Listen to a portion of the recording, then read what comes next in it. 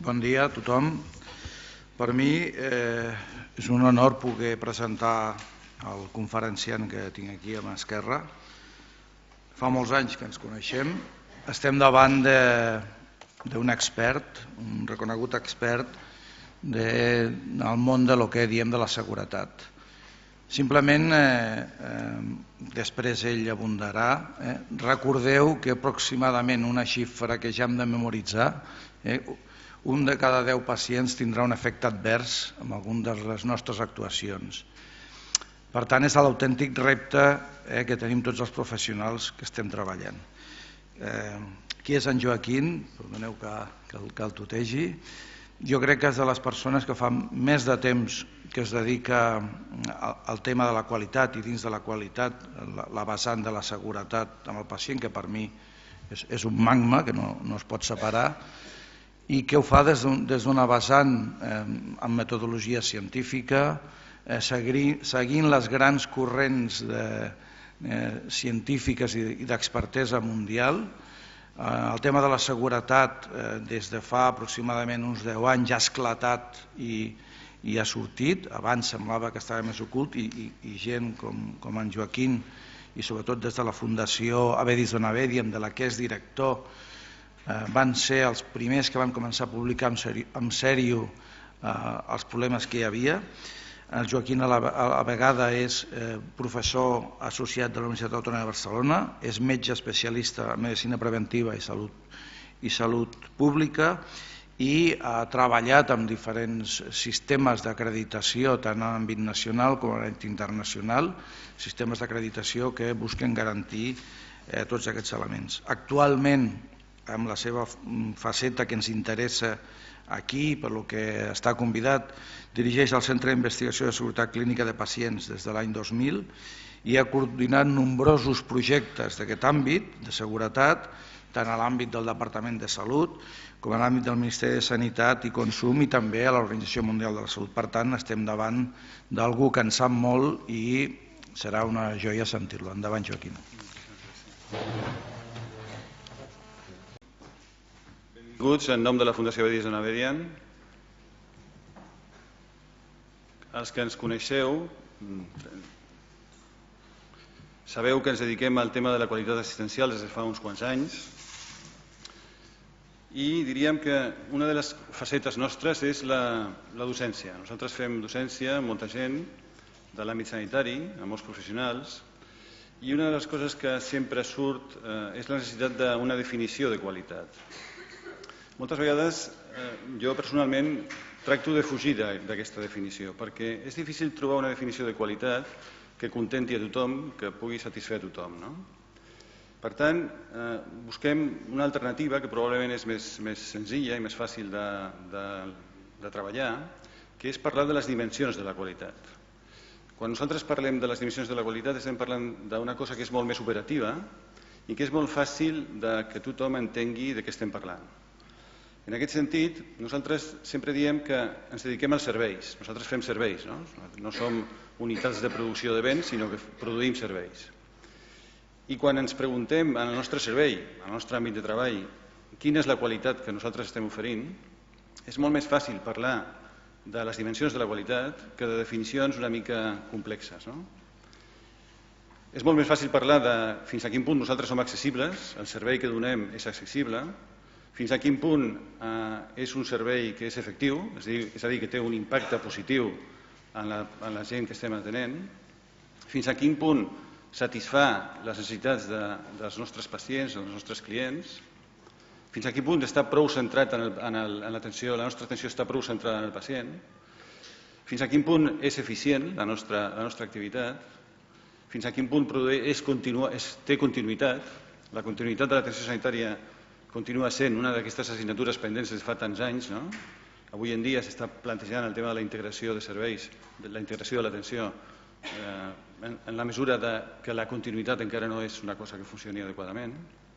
Per tant, si donem resposta positiva a aquestes preguntes que ens fem, arribarem a una conclusió, i és que la probabilitat que els nostres serveis siguin d'alta qualitat és molt alta si contestem positivament a totes aquestes preguntes. i per tant és molt més operatiu. Ara bé, la seguretat, que alguns també la consideren una dimensió, jo més aviat la consideraria una condició, algú previ. No es pot parlar de qualitat, no es pot parlar de totes aquestes dimensions que hem dit abans, d'accessibilitat, d'efectivitat, inclús d'atenció centrada en el pacient, si no tenim seguretat. O sigui, jo crec que és una condició, una cosa prèvia que hem de parlar d'una manera absolutament necessària. I quan parlem de seguretat no hem d'oblidar una cosa molt important, i és que estem parlant del contrari de lo que és la finalitat de la medicina, podríem dir, en termes generals. Perquè si simplifiquem molt, i amb un llenguatge que tothom pugui entendre, una principal finalitat de la medicina, de l'atenció sanitària, és produir benefici als pacients. Encara que algunes vegades aquest benefici és petit, però sempre la finalitat és produir benefici. I quan parlem de seguretat, estem parlant de produir dany al pacient. Per tant, estem parlant d'una cosa que és molt complicada i que genera conflictes i que genera dificultats. Per tant, diríem que parlar de seguretat s'ha de ser valent per parlar de seguretat, per una banda. I per altra banda, s'ha d'introduir un element cultural molt important. Quan nosaltres parlem de seguretat sempre diem que la cultura de la seguretat és la clau, és el substrat imprescindible per desenvolupar el que ara es denomina una mena de disciplina nova, que és la seguretat del pacient. Perquè la seguretat del pacient el que busca és la disminució dels riscos, fonamentalment. Té estratègies, té metodologies preventives, reactives, sistemes de notificació, que ara comentava el senyor Josep Maria. O sigui, hi ha moltes eines i moltes metodologies que aborden el tema de la seguretat, però totes aquestes metodologies i totes aquestes eines, sense el foment, la promoció, la potenciació de la cultura de la seguretat, no serveixen de res. En aquest sentit, la cultura de la seguretat significa, coses que ja pensava el nostre company abans, significa abordar el tema de la seguretat des d'una perspectiva no culpabilitzadora, des d'una perspectiva transparent, des d'una perspectiva de generar confiança. Confiança necessària, imprescindible, per parlar de seguretat. Si no generem aquesta confiança, mai parlarem de seguretat, perquè, com dèiem abans, parlar de seguretat és difícil, és complicat, és espinós, inclús, podríem dir, perquè estem contradient la nostra principal missió, que és la de produir benefici al pacient. Perquè quan nosaltres parlem de seguretat, no parlem de les complicacions inherents a l'atenció sanitària o a la situació del malalt. No parlem d'això. No parlem d'una reacció adversa imprevisible, d'una medicació. No parlem d'una complicació d'una intervenció quirúrgica que, tot i que s'ha fet bé tot, o sigui, tot el que s'ha fet amb aquest pacient s'ha diagnosticat bé, se li ha fet un pla quirúrgic adequat, s'ha fet la intervenció adequadament amb la tècnica correcta, i tot i així s'ha complicat. No parlem d'això, perquè això són les complicacions inherents, els riscos inherents a la pròpia atenció. Perquè exercir de ciutadà responsable, des del meu punt de vista, i això és un missatge que s'ha de traslladar a la societat, exercir de ciutadà responsable és acceptar que l'atenció sanitària té riscos. Que l'atenció sanitària té riscos. Ara bé, no ens hem de conformar com a professionals en aquest sentit. Jo crec que l'atenció sanitària té riscos, però molts d'aquests riscos són evitables, que aquest és el missatge fonamental. I aquesta evitabilitat, si em permeteu la paraula, és la clau en la qual nosaltres tenim que treballar. S'han fet molts estudis, ja s'han citat algunes xifres en aquest sentit. Un pacient de cada 10 hospitalitzat tindrà un esdeveniment advers. Això és important. Les xifres, segons com es manegin, poden ser una mica sensacionalistes, inclús. Ficades en les mans de segons qui, poden perjudicar, perquè segons com s'utilitzin, poden comportar una pèrdua de confiança dels nostres pacients. I això tampoc pot ser. Nosaltres hem d'utilitzar aquestes xifres més aviat per intentar impulsar un procés d'evitar els riscos i evitar els problemes de seguretat. Han passat molts anys ja. O sigui, quan l'Àngel comentava que ja han passat uns quants anys, és veritat, han passat uns quants anys. Jo recordo, hi ha aquí una diapositiva que la veurem després, que és una diapositiva de l'any 2003, que va ser la primera diapositiva que jo vaig utilitzar en l'àmbit de la seguretat dels pacients. O sigui que, com a mínim, han passat 12, quasi 15 anys. El balanç, que ara farem una mica de balanç, és entre positiu i negatiu, les dues coses, no? Positiu perquè s'han fet moltes coses, i jo crec que en aquest sentit s'ha de ser realista i jo crec que és bo ser realista perquè s'han fet coses molt importants, però per altra banda també va lent, no? Quan nosaltres vam començar a parlar d'aquest tema, tot i que el tema de la seguretat dels pacients està des de temps immemorials amb la preocupació dels professionals, no? Parlàvem d'Hipòcrates, no? Hipòcrates ja parlava del primum non nocere, i això és una cosa que es deia fa molts segles, no? Per tant, no és una cosa nova, però tot i així es va generar un moviment a partir de l'any 1999 aproximadament, en el qual, diguem-ne, la seguretat ha començat a entrar en l'agenda i en la preocupació dels professionals. Per tant, diríem que s'han fet en aquest sentit moltes coses, però no totes les que un esperaria quan vam començar. Segurament la ingenuïtat pròpia de quan comences una cosa, no? Que penses que en pocs anys pots arribar a objectius molt importants. Bé, ja farem aquest balanç. D'alguna manera, la meva ponència l'he dividit en dues parts. Una primera part que faria aquesta primera aproximació de veure com estan les coses, què s'ha fet i com estan les coses. I la segona part que em centraria una mica més en el rol dels pacients en la seguretat, perquè considerem que els pacients també són un agent més de la seva pròpia seguretat. Ja ho discutirem una mica més endavant. Com dèiem fa un moment, l'experiència de més de 10 anys és destacable, no? O sigui, aquí només he posat algunes cosetes que se m'han ocorregut per il·lustrar una mica que s'han fet moltes coses, no? Des de molts punts de vista, des de punts de vista més institucionals, com el Ministeri de Sanitat o com el Departament de Salut a Catalunya i d'altres autonomies, i des del punt de vista de les institucions individuals, no? I dels professionals. S'han fet moltíssimes coses. En el món i en Europa s'han fet pronunciaments, i inclús no només pronunciaments, sinó també tasques concretes. La OMS, a part dels pronunciaments, també ha fet una quantitat de material molt interessant. El que tingui interès us recomano que el visiteu, perquè té inclús currículums formatius per pregrau, per postgrau, en l'àmbit de la seguretat dels pacients. I això és a l'abast de tothom, jo crec que és molt interessant i està molt ben fet. El Consell Europeu també va fer les seves apostes, no? El país pioner en aquest sentit és els Estats Units i té alguns hitos, no? Algunes fites molt importants, després ho comentarem una mica més, no? L'informe del Towards Human, que és un punt de partida, que després comentaré una mica, un altre informe també el 2001 que es diu Quality Chasm, que també el comentaré una mica després. Però bueno, en tot cas, aquí hi ha una llista llarga d'avenços, no? De coses que s'han fet. Per exemple, una limitació de les hores d'activitat dels residents a 80, no? Per setmana, que ja imagino que són moltíssimes, no? Una llista de coses que no han de passar mai, una llista de never events. Després ho veurem una mica més, tot això. Inclús, que això ja no ho comentarem, però si teniu interès val la pena que ho exploreu, el Medicare, com sabeu, és una de les asseguradores més importants dels Estats Units, és l'asseguradora pública dels Estats Units, i ha arribat una política des de l'any 2008 que no paga per a aquelles situacions que han produït un dany al pacient i que era evitable.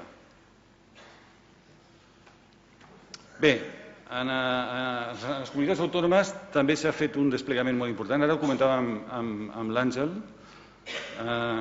El Ministeri va tenir iniciatives interessants, va impulsar el procés de la millora de la seguretat d'una manera decidida, va posar diners, però a partir de la crisi això s'ha acabat.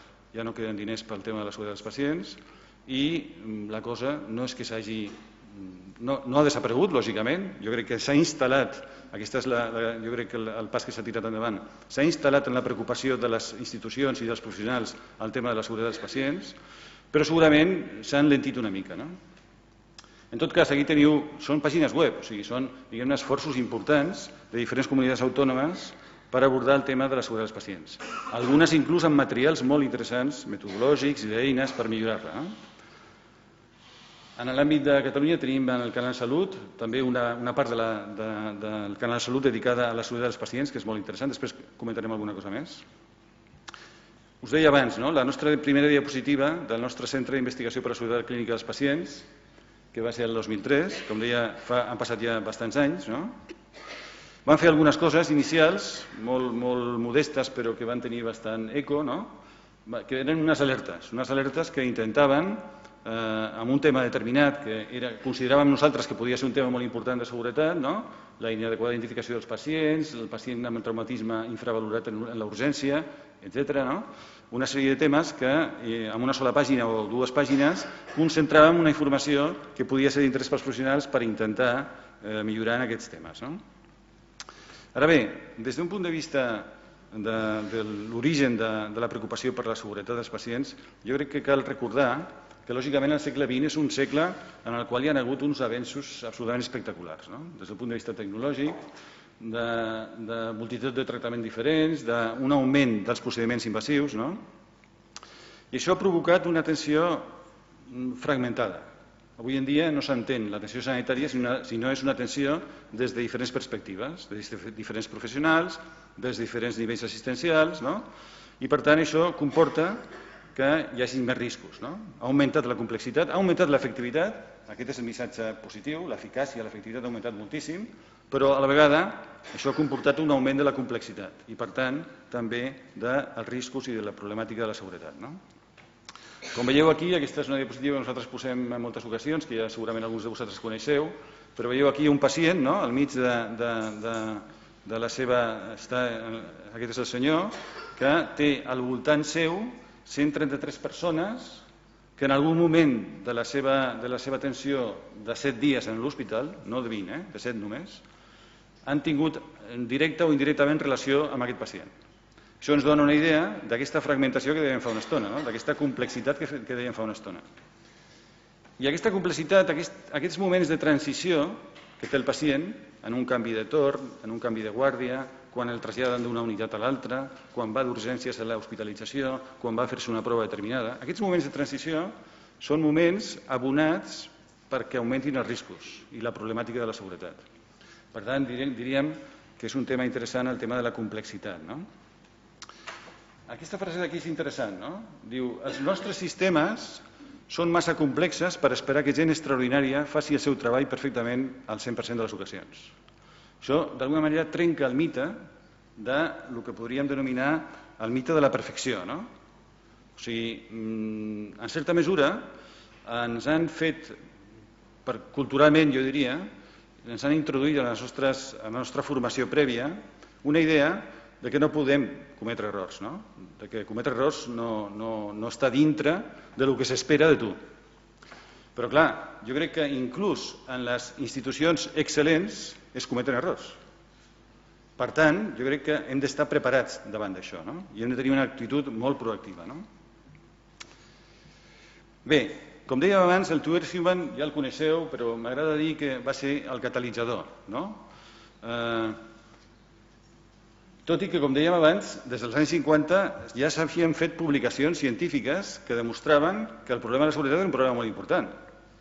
Però va ser aquest informe, que va tenir un eco social i polític molt important, el president Clinton, en aquell moment era el president dels Estats Units, va tenir que fer respostes al Parlament davant de preguntes que es feien com a conseqüència d'aquesta publicació, perquè posava els números sobre la taula. Deia, fonamentalment, el missatge fonamental era que entre 44.000 persones i 90 i pico mil persones podien morir als Estats Units com a conseqüència de problemes de seguretat. Això, lògicament, va crear un efecte molt important i a partir d'aquell moment es va generar el que podríem denominar el moviment per la seguretat dels pacients.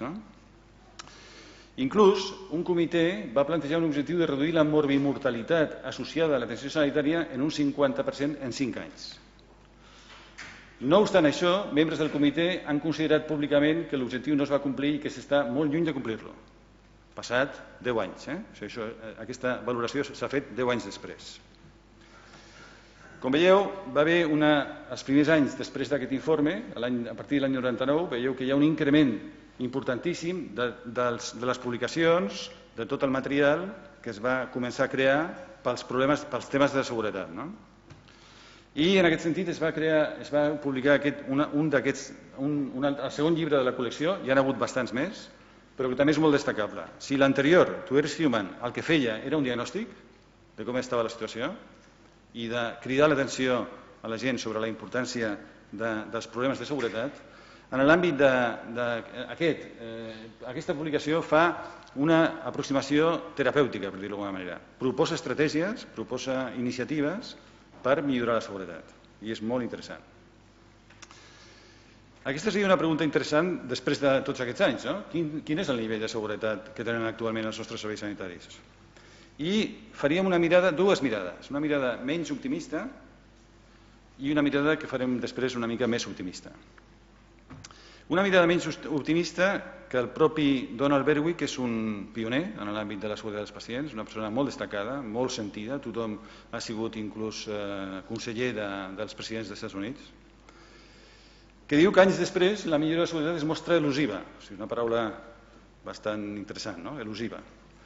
En seguretat del pacient s'han posat en marxa moltes activitats, però el progrés és difícil, diu aquí. Després veureu que també té una aproximació més optimista, però en principi és relativament pessimista. He posat alguns exemples, no vull estendre'm massa, però hi ha algunes iniciatives. Per exemple, abans parlàvem del número d'hores que es dedicaven als residents. Als Estats Units, aquí també, però als Estats Units més encara. I ho relacionaven amb problemes de seguretat, perquè la fatiga, lògicament, és possiblement un precursor de problemes de seguretat. Però tot i així, s'han fet alguns estudis que demostren que la reducció d'aquestes hores no ha millorat excessivament la seguretat, o no ha sigut conclusiu a l'hora de millorar la seguretat. Després també la posada en marxa d'equips de resposta ràpida davant de pacients que estan especialment malalts o que es posen molt malalts de sobte.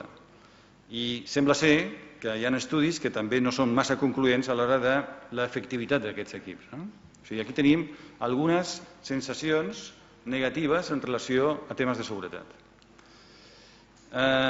Un àmbit poc explorat, aquí parlen de la pròxima frontera, és els errors diagnòstics.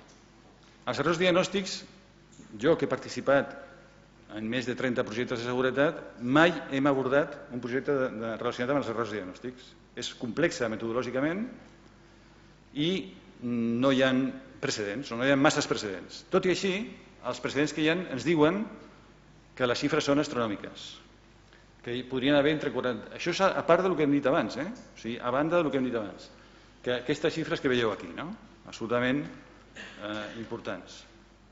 Per tant, aquí tindríem una àrea a desenvolupar també destacable i en la que s'ha treballat relativament poc, o molt poc. Inclús les tecnologies de la informació i de la comunicació, que són tan necessàries i han fet avenços tan importants, tenen aquesta doble cara. Per una banda, sabem que la prescripció electrònica, perquè a més ho sabem per un assaig clínic, per assajos clínics, no per estudis de baixa qualitat.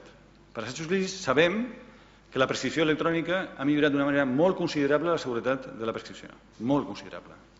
Per altra banda, hi ha altres exemples de tecnologia de la informació i de la comunicació que han posat en risc o han augmentat algun problema, han tingut algun problema de seguretat. Un dels que se sol comentar de vegades és la fatiga de les alertes. La fatiga de les alertes. O sigui, jo tinc tantes alertes quan estic manejant una determinada història clínica que al final no faig cas d'aquestes alertes. I, per tant, entro en problemes de possibles errors i possibles problemes de seguretat. Alguns estudis, no més concrets, com per exemple aquest que es va fer a un hospital, arriben a la conclusió que van comparar com estaven 4 o 5 anys enrere i com estan ara. I, a pesar de tot, o sigui, a pesar que s'havien fet moltes coses molt interessants, eren 10 hospitals pioners en l'àmbit de la seguretat, diguem-ne que els resultats no eren tan espectaculars ni tan bons com s'hauria d'esperar. Inclús, amb últimes metodologies que s'han aplicat a l'hora de mesurar l'impacte de la seguretat dels pacients o de la inseguretat dels pacients, en publicacions tan serioses com el Health Affairs apareixen articles que diuen que l'autèntica veritat de l'aparició de problemes podria ser 10 vegades més de la que pensem. Ho deixo una mica entre interrogants, perquè és una cosa relativament polèmica, però vull dir que hi ha, en aquest sentit, aportacions que posen en cert risc el tema de la freqüència de l'aparició de problemes. Bé, és evident que tot i que hi ha una visió menys optimista, inclús en alguns casos podria ser pessimista, també hi ha molts avenços. Jo crec que això és molt destacable. Jo personalment els he viscut. Jo he vist projectes de millora molt concrets, coses molt concretes relacionades amb la identificació dels pacients. La identificació dels pacients està darrere de molts problemes de seguretat, la inadequada identificació dels pacients. He vist avenços també en temes tan concrets i tan importants com les caigudes dels pacients. Els pacients cauen i tenen lesions. En l'àmbit quirúrgic hem treballat en alguns projectes interessantíssims en els quals hi havia un nivell d'infecció per sobre del que hi havia a nivell internacional. Hem treballat per reduir-lo i ho hem reduït. O sigui que els exemples són importants. Jo, per no parlar dels nostres, parlaria d'alguns exemples concrets que han sigut molt exitosos a nivell internacional. Un seria la disminució d'infecció associada a catèter, que també al nostre país s'ha treballat i s'ha treballat força. La disminució del tromboembolisme venós i la reducció de la morbilitat i mortalitat amb aplicació d'un checklist quirúrgic. Vull dir que aquests exemples serien molt positius de cara a veure la millora de la seguretat.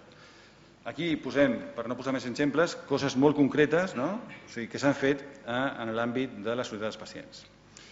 I posem un exemple concret d'un país que ha avançat molt en aquest sentit, que és Escòcia. Escòcia es plantejava com a objectiu la reducció d'un 15% de la mortalitat atribuïble a problemes de seguretat i d'un 30% de reducció dels esdeveniments adversos. Com veieu, és un objectiu ambiciós. Des del punt de vista de coses concretes, entre 2008 i 2010, fixeu-vos en la llista. La llista és espectacular. Va haver una reducció del 92% de la infecció de vies centrals, del 62% de la pneumònia associada al ventilador, del 92% de Clostridium difficile, etc. Veieu que els resultats són molt impactants des del punt de vista no només de possibles indicadors de procés, com és el compliment d'un checklist determinat, sinó indicadors hard, que diem en la nostra terminologia, que són aquests indicadors inicials que són de resultats concrets i palpables de disminució de problemes de seguretat. Com a exemple, ells posen, suposo que això era una UCI, que posaven que no tenen casos de Clostridium difficile des de fa 49 dies, en aquest cas, o en aquest cas d'Staphylococcus aureus des de fa 96 dies. Anaven animant-se entre ells, dient, portem 40 i pico dies sense tenir un sol cas d'aquests, o 90 i pico dies sense tenir un cas d'aquests. Això jo crec que és molt estimulant de cara a veure com avancem en el tema de la seguretat dels pacients. El propi Don Berwick, parlant d'Escòcia, fixeu-vos el que diu. Sense dubte és una de les iniciatives de seguretat del pacient més ambicioses en el món. Escòcia podria ser la nació més segura de la Terra des del punt de vista de l'atenció de salut. Perquè, d'alguna manera, ho poso com a exemple, des del punt de vista positiu, des del punt de vista optimista, de que hi ha experiències molt potents i molt interessants sobre la seguretat dels pacients. Bé, poso aquesta publicació perquè crec que és interessant. És una publicació que inicialment va tenir una primera edició l'any 2001 i una altra edició l'any 2013. I des del punt de vista operatiu, des del punt de vista de l'acció per la millora, em sembla que pràcticament un centenar d'iniciatives per millorar la seguretat, que són molt importants i que val la pena tenir-les en compte. Curiosament, podríem dir que si ens concentréssim en unes prioritats fortes, decidides, per millorar la seguretat, no seria molt complicat, perquè, per exemple, aquí, després de la reunió de diferents experts a nivell internacional, van arribar a la conclusió que si fèiem un esforç molt important en aquestes 10 intervencions, diguem-ne que la seguretat dels pacients milloraria moltíssim. Això passa molt. Nosaltres, quan avaluem un centre, un hospital, per exemple, i anem a un servei, en aquell servei preguntem, i quins són els vostres principals diagnòstics? I els principals diagnòstics són, potser, 4 o 5 diagnòstics que expliquen el 60-70% de l'activitat d'aquell servei. I si en aquests 4 o 5 diagnòstics ens concentrem decididament per millorar la seguretat, diguem-ne que la probabilitat d'augmentar la seguretat és enorme. El mateix passa amb aquestes intervencions, que si ens concentrem en aquestes intervencions, molt probablement la millora serà important. Donant-li la volta, Si ens concentrem en evitar aquestes situacions, el que podríem dir aquesta llista del never list, una llista de coses que no haurien de passar mai, i aquesta llista, d'alguna manera, que se completa amb aquesta segona transparència, veieu, són com 27 coses, són una llista de 27 coses que haurien de treballar-se per millorar la seguretat dels nostres pacients. Si afrontem les 10 estratègies d'abans i afrontem aquesta llista de les coses que no haurien de passar, els nostres hospitals, els nostres centres sanitaris serien molt més segurs.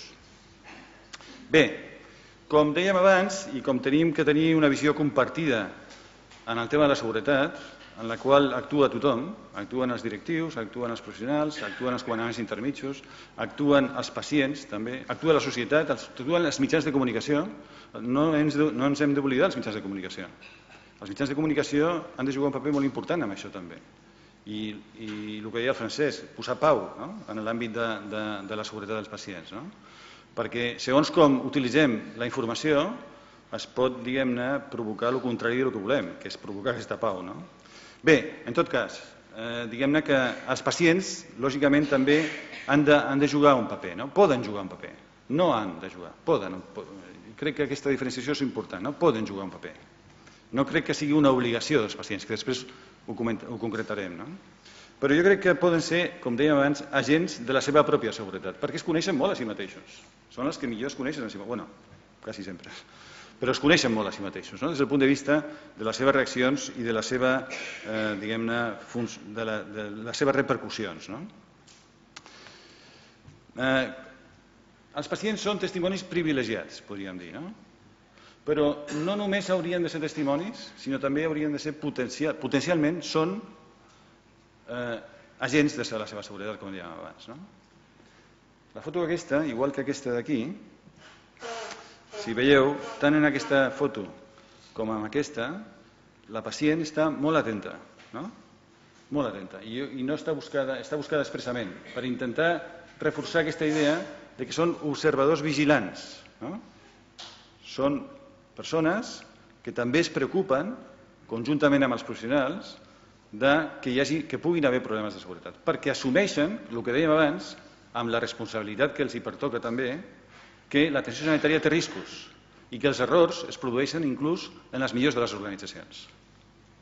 Assumint això, el paper dels pacients pot ser complementari i molt interessant per millorar la seguretat. Tots tenim l'experiència de que molts pacients intercepten errors. Escolta'm, que aquesta pastilla no és la que me'n prenc jo. O això que m'estàs posant aquí no és el que em posen habitualment. I aquesta interceptació d'errors, lògicament, és perquè el pacient està vigilant, està actiu. No és una cosa absolutament passiva que espera que li facin tot, sinó que d'alguna manera també està atent i està observant. Hi ha moltes experiències, els pacients com a aliats, l'Organització Mundial de la Salut també ha fet un moviment que podríem denominar moviment per la seguretat dels pacients. Pacients per la seguretat dels pacients. És a dir, no només en la visió paternalista que seran els serveis sanitaris els que s'ocuparan que els pacients siguin actius, sinó que els pacients per si mateixos també, i amb la seva autonomia pròpia, generaran moviments per la millora de la seguretat. S'han fet, com veieu aquí, també iniciatives en el nostre país. El Ministeri, per exemple, va generar una xarxa de ciutadans formadors sobre seguretat dels pacients. Això és interessant. Inclús hi ha una experiència que la va portar a terme a l'Escola Andalusa de Salut Pública, que va fer una formació a un grup de pacients feta, aquesta formació, per professionals que saben de seguretat.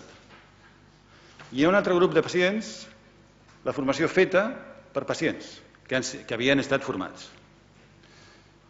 No només la satisfacció del grup format pels pacients era més alta, sinó inclús els coneixements adquirits. Era interessant. No sempre segurament serà així, però en aquell cas, en aquell estudi, va ser així. Per tant, el potencial que dèiem abans que molts pacients poden tenir per contribuir a la millora de la seguretat és molt alt. A Catalunya també s'han obert en el Canal de Salut, dintre de l'àrea de seguretat, iniciatives, 5 accions clau per millorar la vostra seguretat, o per exemple, feu la vostra atenció més segura, amb indicacions de si heu d'ingressar a l'hospital, si teniu visita programada, si us heu d'operar, no? O sigui, indicacions que són interessants per a la gent tingui més coneixement sobre la seguretat també. Des d'un punt de vista individual, fins aquí hem vist iniciatives a nivell internacional, a nivell institucional, que són interessants i que s'han fet, estan una mica apaivagades últimament, però bueno, d'alguna manera jo crec que en el futur s'hauran de revifar. I també hi ha iniciatives individuals, curiosament. O sigui, aquest és el cas de Sue Sheridan, segurament la coneixeu, heu sentit parlar d'ella. És una persona, una mare, que va tenir un fill amb un kernicterus. El kernicterus és una patologia que es pot evitar avui en dia absolutament i que li va comportar uns problemes físics molt importants, una discapacitat física molt important al nen. Jo vaig tenir l'oportunitat, feia molts anys, a Londres, que es va fer una cimera sobre la seguretat dels pacients, i la vaig sentir parlar. Tenia el nen al seu costat, a més era una mica més gran que aquí ja, i el nen va explicar la seva experiència, va explicar com vivia, com a conseqüència d'aquell error que es va produir quan ell va néixer, i la mare, a més de ser mare i de, lògicament, afrontar la situació amb tota la interesa que necessitava, també va anar més enllà i juntament amb 8 mares més va fer una mena de creuada per implementar i erradicar el kernicterus. O sigui, que és com donar-li la volta, no? En certa mesura. O sigui, jo he tingut un problema de seguretat amb el meu fill que era evitable, 100% evitable, i el que faig és portar, diguem-ne, una tasca per millorar la seguretat dels pacients. En aquest sentit, també hi ha algunes altres publicacions d'altres persones que han tingut aquestes situacions semblants, no? I que, diguem-ne, han intentat millorar la seguretat dels pacients. No? Per tant, a nivell individual, els pacients què poden fer? Pues, poden aportar informació sobre la seva història. Moltes vegades els pacients no són prou conscients de la importància que aportin tota la informació. I que la informació és la clau, probablement, perquè el decurs del pacient al llarg de l'àmbit sanitari sigui un decurs el millor possible. No? Que no tingui problemes en fer preguntes, que faci preguntes sobre aspectes relacionats, que no tingui la por, com em sembla que ve en la diapositiva següent, que no tingui la por que pensi que és un pacient difícil. No és un pacient difícil. Un pacient que pregunta no té per què ser un pacient difícil. Està en el seu dret de preguntar. Realitzar accions recomanades, això és importantíssim. Sabem que en la genealogia de molts problemes de seguretat hi ha l'incompliment del propi pacient, de la terapèutica. Per tant, la terapèutica, diguem-ne, té un recorregut, diguem-ne, el compliment de l'àmbit terapèutic és molt important també en aquest cas. No? Terapèutic, recomanacions en general. No? També pot informar sobre situacions de risc o canvis rellevants, no? Que el propi pacient les pot identificar. Nosaltres estem coordinant el sistema de notificació d'esdeveniments adversos del Ministeri i ens arriben centenars, milers de notificacions.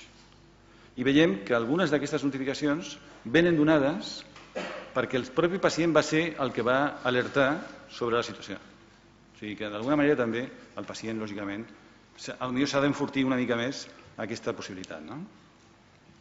Bé, a nivell col·lectiu és molt important, a nivell de les associacions de pacients i d'altres entitats, realitzar advocacia sobre els drets, impulsar els drets del pacient d'una manera molt decidida, l'educació i formació que dèiem abans, i creure que els ciutadans també poden ser formadors, realitzar activitats de conscienciació dels pacients i de la ciutadania sobre el tema de la seguretat i sobre aquestes premisses que dèiem abans tan importants, aconseguir canvis a nivell polític i legal ho comentaves fa una estona, incorporar la veu i les perspectives del pacient en els canvis. No?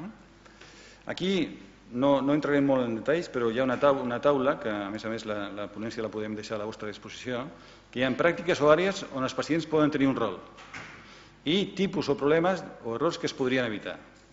No entrarem en detalls, únicament en el cas de la medicació, per posar un exemple, assegurar que el tractament s'administra adequadament. O sigui, el que dèiem abans, que el pacient també faci una mena de supervisió, entre cometes, lògicament, de com li estan administrant la medicació. Si és l'administració que li toca, en el moment que li toca, amb la via que li toca. Són coses que també el pacient pot abordar. Des del punt de vista quirúrgic, que és tan important, el consentiment informat. Hem parlat centenars de vegades del consentiment informat. El consentiment informat, com dèiem abans, nosaltres tenim també la tasca d'avaluar centres. I quan avaluem centres, un esperaria que els consentiments informats, després de 2 dècades o més de recorregut del consentiment informat, sigui un mecanisme entenedor, que s'entengui.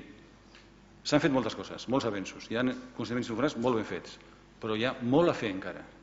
O sigui, la perspectiva de document legal és la que predomina, no de document informatiu. I això és molt important. Bé, estem ja acabant. Internet, o sigui, algunes estratègies, no? O sigui, l'Internet en aquest moment té una quantitat d'informació espectacular. Els pacients, a mesura que són més hàbils en l'Internet, doncs cada vegada consulten més Internet. En comptes de, com passa amb molts professionals, considerar Internet com l'enemic, jo crec que se li ha de considerar com un aliat. Per què? Perquè hi ha molta bona informació també a Internet. I s'ha de canalitzar el pacient cap a la bona informació. I aquesta bona informació permetrà que el pacient tingui més coneixement, estigui més empoderat i probablement contribueixi a la disminució dels riscos i dels problemes de seguretat.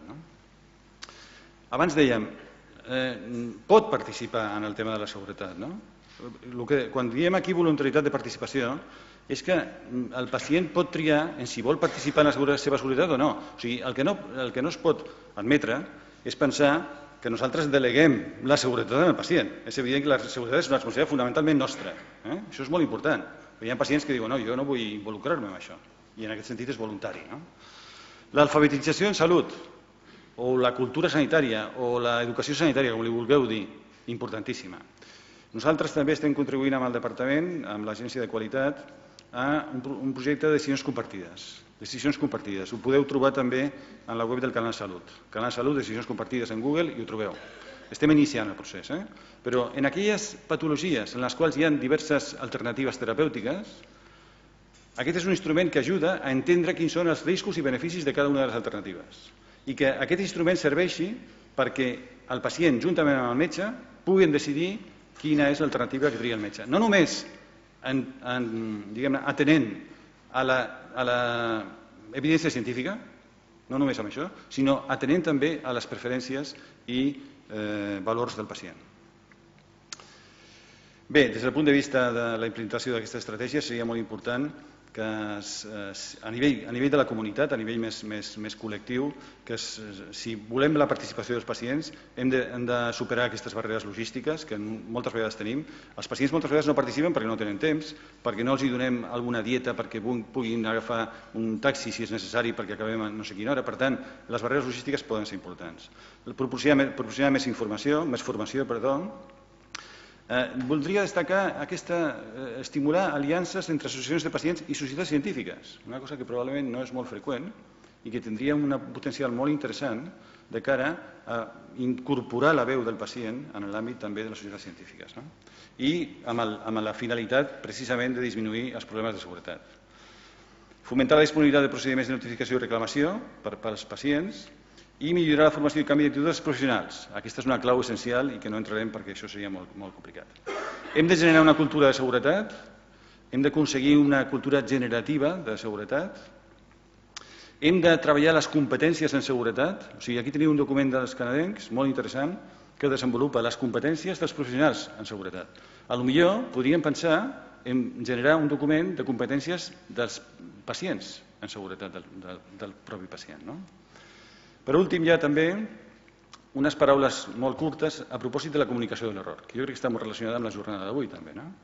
La comunicació de l'error és un tema que és cabdal, des del nostre punt de vista és un imperatiu ètic que no té discussió des del nostre punt de vista. L'error, quan produeix dany, s'ha de comunicar. I hi ha la dificultat enorme de que, com dèiem abans, és un tema difícil, espinós, complicat. Per tant, hi ha una dificultat inclús metodològica. No sabem comunicar els errors.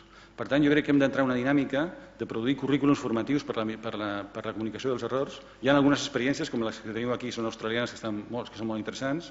Hi ha més experiències internacionals. Hi ha llibres molt interessants al respecte. I què hem de treballar?